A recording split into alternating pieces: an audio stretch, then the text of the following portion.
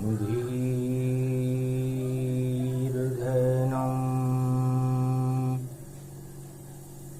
श्रवण पटे यतिवरा महावाक्य जनार्दन सच्चिदानंद त्वं शरणं ब्रजेश यादवेन्द्रं दयादाता पुंडरीक्षा क्षीरसागर शयनं कमलनयनं नमस्तुते नमामि श्रीहरि। धैर्य से जिसको धारण किया जाता है, कर्णपटमों से जिनका पान किया जाता है, ऐसे सच्चिदानंद भगवान श्री यादवेंद्र सरकार को मैं नित्य ही चिंतन करता हूँ, नमन करता हूँ। जिनको नमन करने से मंगलादि मंगल तो हो ही जाते हैं, साथ ही में बहुत बड़ा बल मिलता है मनुष्य। वाणी ब्रह्माणी करो वाणी परनितवास, राम कथा वर्णन करूं पूर्ण कर्मा। निर्मल जन मन सो मोहि पावा, मोहि छल छिद्र कपट नहीं भावा। भगवान शंकर उमा जी से कहते हैं, कार्तिक मास प्रारंभ है और पुत्र तुम्हारा नाम। कार्तिकेय है पुत्र तुम्हारा, जिसको कहते ज्ञान। उमा जी, आपका पुत्र कार्तिकेय ज्ञान स्वरूप है, मोर पर सवार रहते हैं। और मोर मयूर को कहते हैं, और मयूर का पंख भगवान श्री कृष्ण का राज मुकुट है। शरद पूर्णिमा की खीर में अमृत बरसाने के बाद भगवान कृष्ण शरद की चांदनी में विराजमान है, और मयूर का पंख उन मोर मुकुट बनकर उनके मस्तिष्क पर शोभायमान है। सोमवार कार्तिक शुरू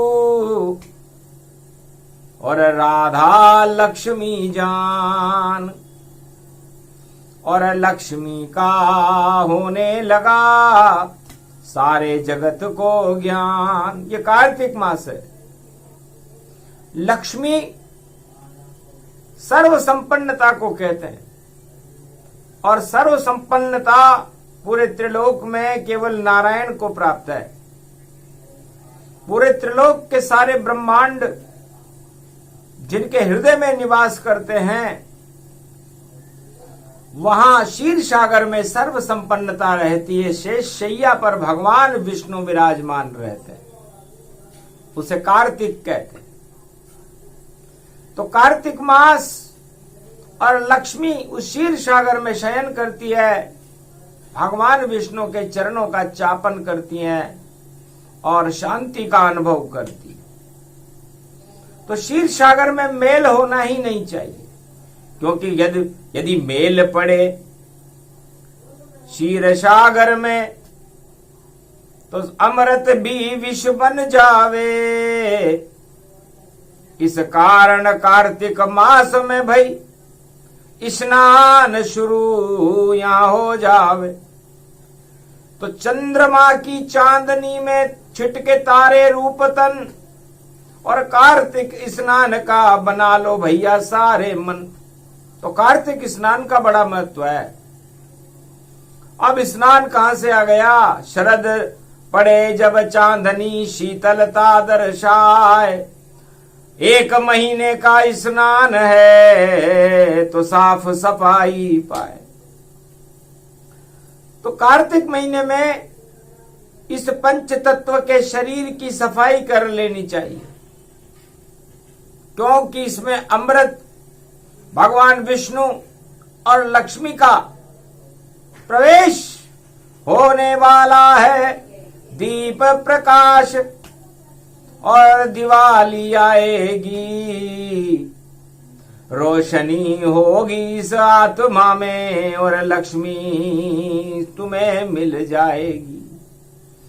तो लक्ष्मी कहते हैं प्रसन्नता को, आत्मा विष्णु भगवान, मन रूपी लक्ष्मी मिले आत्मा से तो शुभ कामना प्रसन्नता जान। इसे दिवाली कहते हैं। मतलब दीपक का जलना। तो कार्तिक मास में अपने विष्णु और लक्ष्मी का प्रकाश करने के लिए हमें हमारे हृदय की, हमारी आत्मा की, हमारे शरीर की सफाई करना चाहिए। उसके लिए स्नान है।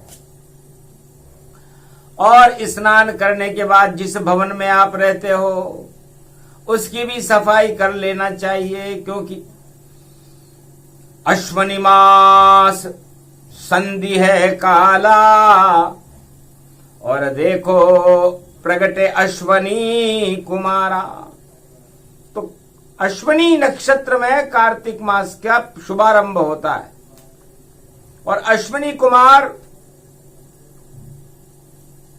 मंगल कर देते हैं, क्योंकि मेष राशि का पहला नक्षत्र है और ये वेद्य हैं। अश्वनी कुमार के बराबर रोगों को हटाने का ज्ञान बड़े बड़े राज्य वेद्यों को भी नहीं है। इसलिए जब अश्वनी कुमार कार्तिक के महीने में आ जाएं, तो सबसे पहले हमें हमारे शरीर के रोग हटाने के लिए और हमारे शरीर के भोग हटाने के लिए और हमारे शरीर का मैल हटाने के लिए हमें साफ सफाई अभियान प्रारंभ कर देना चाहिए। क्योंकि कृपा होए अश्वनी कुमारा और धन त्रयोदशी धनवंतरी प्रगटे प्यारा। और धन त्रयोदशी को धनवंतरी ऋषि आ जाएंगे। उसके बाद रूप 14 में हनुमान जी आ जाएंगे पवन लेकर के, और लक्ष्मी जी का प्रवास होगा दीपावली पर। तो साफ सफाई अभियान है, करो सफाई जान। कार्तिक मास में करो सफाई तो मिले विष्णु भगवान। जहां विष्णु वहां लक्ष्मी वासा, और वहीं होता है दीप प्रकाशा। ये दीपावली का प्रकाश है। तो जिसको लक्ष्मी प्राप्त करनी हो, पहले अब कार्तिक का स्नान करे, अपने शरीर से भोग और रोगों को दूर करे। क्योंकि भोग और रोग होंगे तो शरीर में प्रसन्नता कहां रहेगी, और जब प्रसन्नता नहीं रहेगी तो लक्ष्मी की कृपा कैसे मिलेगी, विष्णु का प्रकाश कैसे मिलेगा। इसलिए बहुत सोच समझ कर देखो और पर्व दीपावली बनवाया। और ये चौपाई उमा मैंने सुना दी तुम्हें, और ज्ञान तुम्हें सब करवाया। निर्मल मन जन सो मोहि पावा, मोहि छल छेद्र कपट नहीं भावा। तो भगवान शंकर कहते हैं कि जिसका हृदय निर्मल हो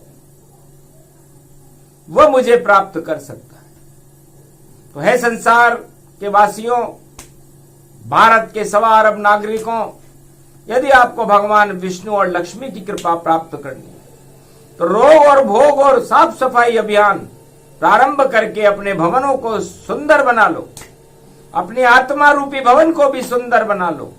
इसमें रोग और भोग को निकाल करके और भगवान विष्णु और लक्ष्मी का प्रागट्य करो, अंधकार को हटा करके और भगवान विष्णु की शक्ति का प्रकाश करो। तो जीवन सफल सब होए तुम्हारा, और लक्ष्मी से घर भर जाए सारा। विष्णु कृपा तुम्हें मिल जावे, जो ये सब कारज कर पावे। इसलिए हर भारतीय को कार्तिक के महीने में अपने भवन की और अपने हृदय की, अपनी आत्मा की, अपने शरीर की सफाई कार्तिक स्नान करते हुए कर लेना चाहिए। शुभ शुभ सगुन रूप गति जाना, और ज्ञान भरो कल्याण में माना। तो ये कार्तिक आपके लड़के का ही नाम है, और आपका लड़का 1 महीने तक कार्तिक मास में पूरे भारत में भ्रमण करेगा। मोर पंख शारदाज को जानो, और लेखनी मोर पंख की मानो। तो जितने भी ब्रह्मवेता हैं, चाहे वो गणेश जी हों, चाहे वो ऋषि मुनि हो या सरस्वती हो, सबके हाथ में मोर पंख की कलम रहती है, और उस मोर पंख पे तुम्हारा पुत्र कार्तिक विराजमान रहता है, और भारत का राष्ट्रीय चिन्ह है।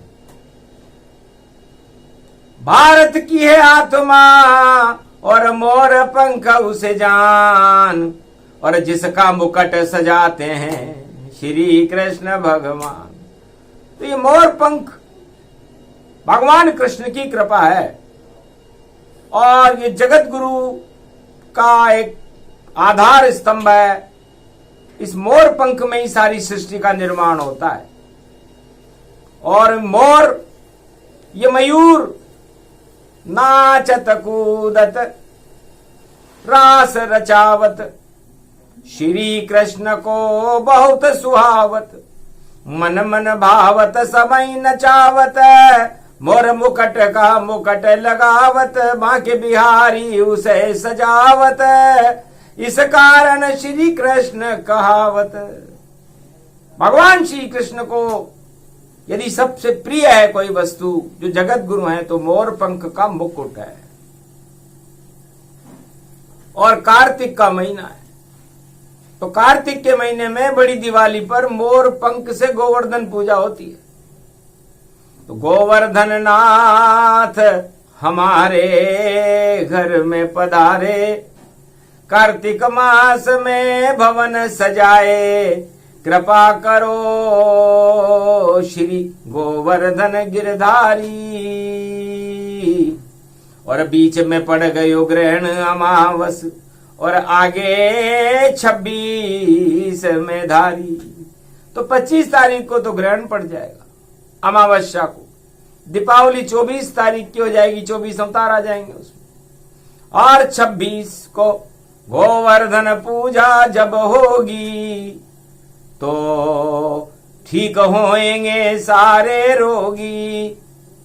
खेत और खलिहान में और नंदी पहुंचे जाए, फसल उगेगी 100 गुना और अन्न उत्पादन पाए। और ज्ञान भक्ति वैराग्य की और शक्ति बढ़े अपार, हिंसा और आतंकवाद और भोग का होगा बंटाढार। तो जितने भी तानाशाह राष्ट्राध्यक्ष हैं विश्व के, उनका बंटाढार होगा, उनके ग्रहण लगेगा। अमावस्या अंधकार हो जाएगा, उनके यहां दिवाली नहीं मनने वाली। लाख करे चतुराई दिवाली न मन पावे, क्योंकि गोवर्धन पूजा दिवाली के बीच में ग्रहण जब फंस जावे। वो 12-25 की सोच रहे राजा और नर नारी, पर देखो आफत आए उन पे सारी। ये योग प्रबल अति गति गति मति सब जाना, और बोल रहे वाणी में शिव भगवाना। इसलिए नवरात्रा के बाद और शरद पूर्णिमा के बाद अमावस्या पड़े और उसमें ग्रहण पड़े, और दीपावली के बाद पड़े, और उसके बाद गोवर्धन पूजा पड़े, तो गोवर्धन रक्षक भारत के और पर्वत यहां उठा लेंगे। और जो भी ग्रहण पड़े रे भारत में, उसको पाताल पहुंचा देंगे। नहीं प्रकोप भारत पर होवे, लाज भारत की बचा देंगे। पर विश्व में जितने तानाशाह हैं, उनको नाच नचा देंगे। सूर्य ताज ही जानो, उस पर ग्रहण पड़ा ये भारी है, और उसकी शक्ति विष्णु लक्ष्मी और लगती हमको प्यारी है। इसलिए भगवान विष्णु और लक्ष्मी का पाठ, गोपाल सहस्त्र नाम का पाठ, श्री सूक्त का पाठ, लक्ष्मी स्तोत्र का पाठ, ये भारत के ठाट उड़ाएगा और भारत के भविष्य को उज्जवल रखेगा। और सत्ता के प्रति लोभ, सत्ता में जोड़ तोड़ और तानाशाही, आतंक और हिंसा, ये सब दानव जानिए और इन पे ग्रहण तमाम। और ग्रहण सूर्य ग्रहण में मिट जाएगा इनका नाम निशान।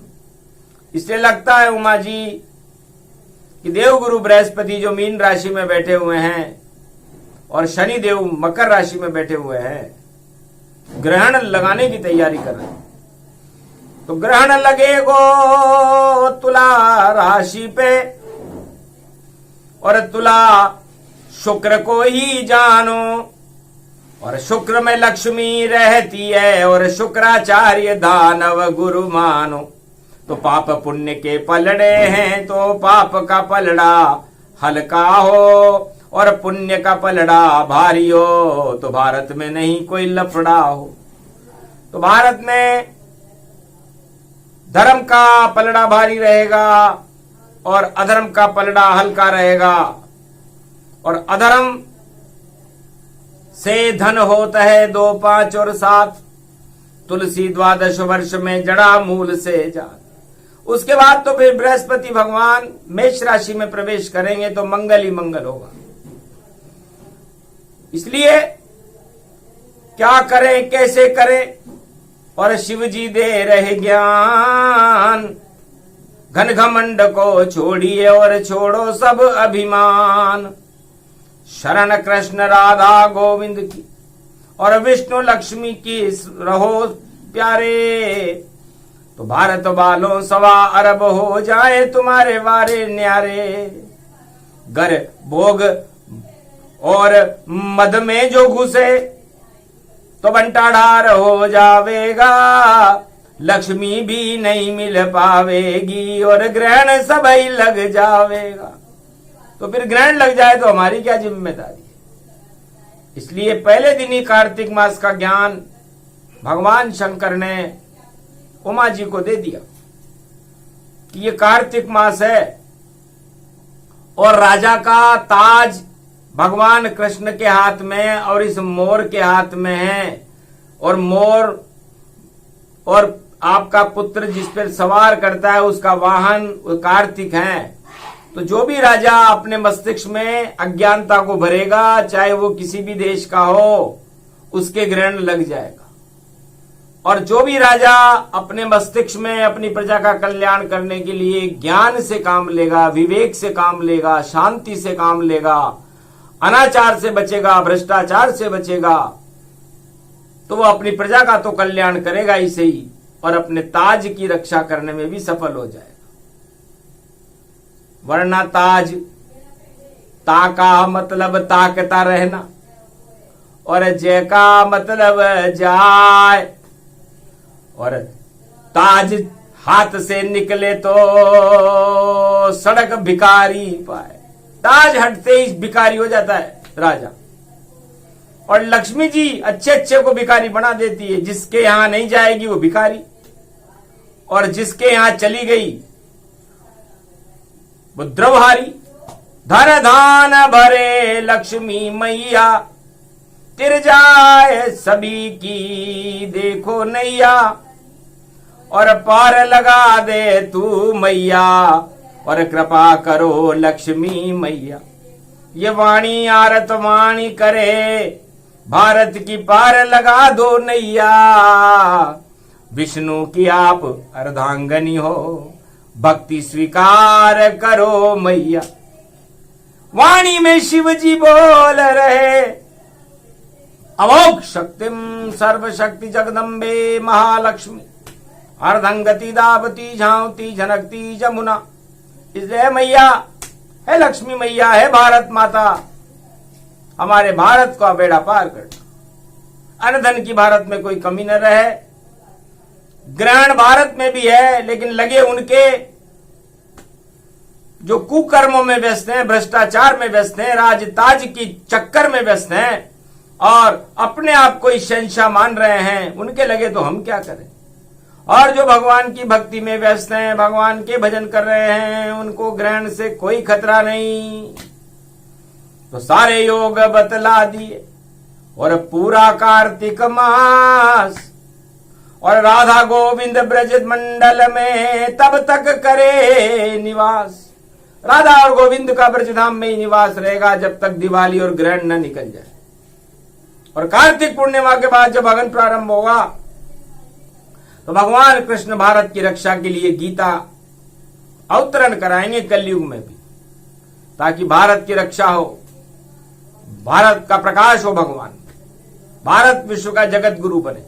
ऐसा कोई नजर नहीं आता भारत में जो बुला ले परमात्मा मेरे भारत में।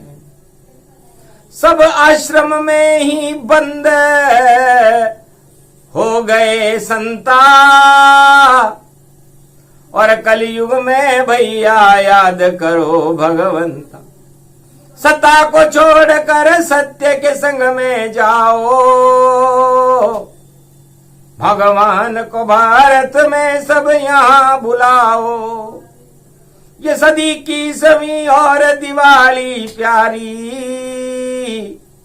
ये 2022 समस्या सारी। अन समाधान इन समस्याओं का करवा दो, भगवान आप दर्शन भक्तों को दिखा दो। दर्शन देने लक्ष्मी मैया विष्णु अब आओ, भारत माता का अंधियारा आप हटाओ। भक्तों के भारत के भाग्य जगाओ और भारत को जगत गुरु फिर से कलयुग में बनवाओ।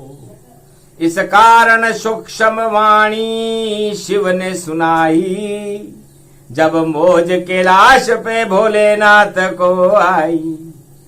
और हर्षित हो गई उमा रूप में तारी, और अपने नयनों से अपने पुत्र कार्तिक को रही निहारी। उमा जी ने अपने पुत्र कार्तिक को देखा जो मंद मंद मुस्कुरा रहे थे। प्रथम प्रणाम पिता को कीना और कार्तिक मास हृदय भर लीना। चरणों को स्पर्श कर किया बारंबार प्रणाम, और उमा शक्ति माता को भी और बारंबार प्रणाम। कार्तिक स्वामी भगवान ने कार्तिक मास के पहले दिन सोमवार को ही अपने माता पिता को प्रणाम किया। हे माता पिता, मैं आपका, और कार्तिक मास में ग्रहण आएगा, दानव शक्तियों की उथल पुथल होगी, मैं आने ही नहीं दूंगा, क्योंकि दानवता को नष्ट करूं मैं। नाम कार्तिक जान, और मेरे नाम से शुरू होता है ये कार्तिक मास महान। तो 33 करोड़ देवता उठे, ब्रह्मा विष्णु महेश, तो कैसे भारत में आएंगे फिर से कोटि कलेश। इसलिए भारत के ग्रहण कौन लगाएगा? ग्रहण के बाद तो भगवत देवता उठ जाएंगे, और हमारे पिता का नंदी, उसकी पूजा होगी। ब्रजधाम में गोवर्धन गिरधारी की नाथ की पूजा घर घर में भारत में होगी, और मोर मुकुट से गोवर्धन पूजा होगी 26 अक्टूबर। 25 की ग्रहण होगा, 24 को दिवाली होगी। तो 24, 25, 26 मिल गए, और देखो मंगल सारा, और भारत का इतिहास बनेगा देखो प्यारा प्यारा। उसके बाद भारत की रक्षा करे कल की अवतारा, और बोल रहे हैं शिववाणी में सुन लो भारत सारा। बस इतना ही सुनाएंगे, और दे दिया सारा ज्ञान। जो भी समझे इस ज्ञान को उसे मिले कृपा भगवान। तो कथा राम की गूढ़ है, समझ सके नहीं कोई, कार्तिक मास का ज्ञान है जो शिव में शिव शिव शिव शिव होए। इसलिए भगवान शिव कहते हैं कि शिव में हो गया, सत्य में हो गया, सुंदर हो गया कार्तिक मास। तो जय हो कार्तिक मास की जय, कार्तिक स्वामी भगवान की जय, कैलाशपति भोलेनाथ और उमा महारानी की जय, भारत माता की जय, ब्रजधाम की जय, राधा गोविंद की जय। अद्भुत रूप प्रसंग सुनाया, वेद वाणी में शिव ने गाया, सारे भारत को समझाया और दीप प्रकाश यहाँ फैलाया। तो अंधकार सब हट गए, हो गया दिव्य प्रकाश कैलाशपति की वाणी से और हुआ पाप का नाश। बोलो जय शिव शक्ति, जय श्री कृष्ण, जय राधा गोविंद।